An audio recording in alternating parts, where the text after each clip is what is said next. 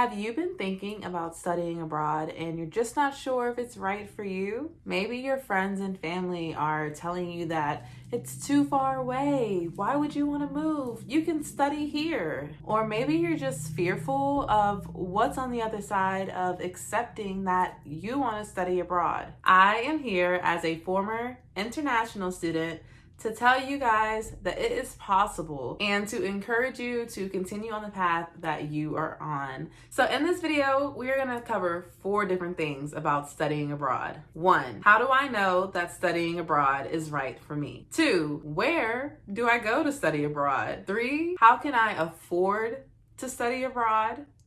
Very important question. And 4, what happens when I get there? So if this sounds like something that is interesting to you, please continue to watch this video. Go ahead and give this video a thumbs up. And if you haven't subscribed, it's time to do that.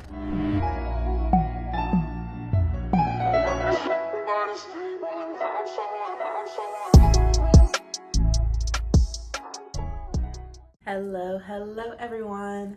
My name is Torie. Welcome to my channel if you're new here. If you've been here for a while, welcome back. So like I mentioned in the intro, I am an international student studying at Oxford Brookes University in England. At this point in my life, this is my 2nd time studying abroad.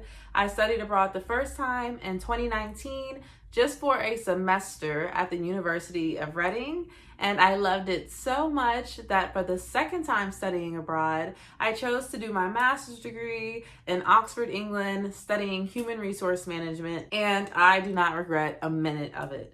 Any of it. So if you've made it to this video, then it is very likely that you have probably already started doing some research, and the universe, along with the YouTube algorithms, are like, here you go.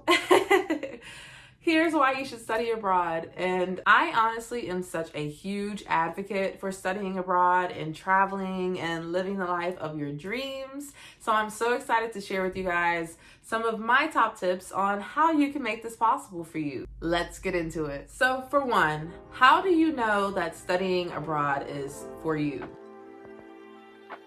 If you have this burning desire to see what's out there in the world because you know that there's more out there in the world, then maybe studying abroad is for you. If you are yearning for new experiences, people, places, then studying abroad might be for you. If you are willing to put in the research, time, and effort that it takes to study abroad, then maybe this is for you as well. And last, if you are willing to put any fears or limiting beliefs behind you, then studying abroad may just be for you.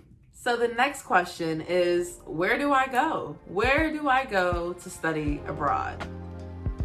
I personally use this website called mastersportal.com. On this website, you can filter through any type of degree that you're looking for, any country that you want to be in, how long you want to be studying for, how much you want to study for, literally everything. You can use this website to sift through all of your many options and figure out some options that work best for you and for what you want. Make a list of what you want. What are your desires? What do you want to study? What do you want your outcomes to be? What kind of city do you want to live in? All of these things will help you to determine what to use on mastersportal.com while filtering through your options. Number 3, how can you afford to study abroad? Because it ain't cheap. I personally used a U.S. student loan from the government. I just went through the same FAFSA program application process that I would have used if I wanted to study a master's degree here in the States. That is one beautiful privilege that I do have from being an American citizen. They will give us loans for studying at these expensive universities here in the States, but you can also use those exact same loans to study abroad. And I don't know if people are really aware of this. If you are not able to get a loan through your government, if you're not in the United States, or maybe this is just not practical for you, then there are private loan options that I would suggest maybe looking into. The one thing that I really recommend is saving your money. Saving all of your money. If you're watching this video now, then it's very likely that you're not trying to study abroad tomorrow. You are starting to do your research and starting to try to figure out, how am I going to make this possible? So in the meantime, between time, while you're trying to figure out all the details, save your money. You're going to want to take as much money as possible with you abroad. Especially for the first month or two while you wait for your loan to come in, you're going to have to rely on your own savings. I'm not going to tell you how much you need to save. You can never have enough money, right? So just start saving your money now. That's all I'm going to say. And the last option to help finance studying abroad is to get a job while being abroad. When I was studying in the UK, I could only work 20 hours a week as I was a student.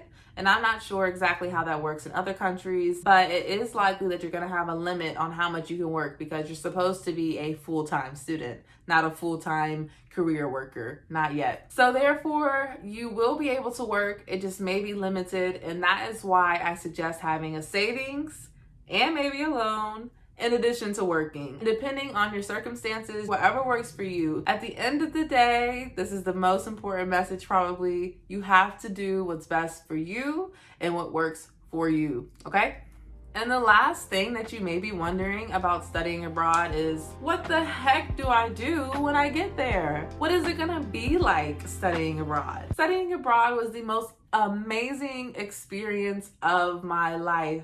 I will never regret it. I would never take it back. And I will 10 out of 10 recommend that you study abroad. But I must warn you, you're going to be alone for a little bit before making friends, before starting classes, before getting into a routine and adjusting to your new environment. You are going to spend a lot of time alone. So you need to prepare for that. Also, you may be able to use social media and the internet to make friends and find friends before moving abroad or once you get there to help start building a network of support while you're there. One of my dearest and best friends that I had in Oxford, I actually met her before I even moved, and we were talking via Instagram and forming that connection before we both even entered the country. So if you could do that, that's what I recommend. And I also would like to let you know that you're gonna go through a honeymoon phase. You're gonna go through this phase of everything just being so amazing and you're just so happy to be here and oh my gosh, are you really in a new country? Yes,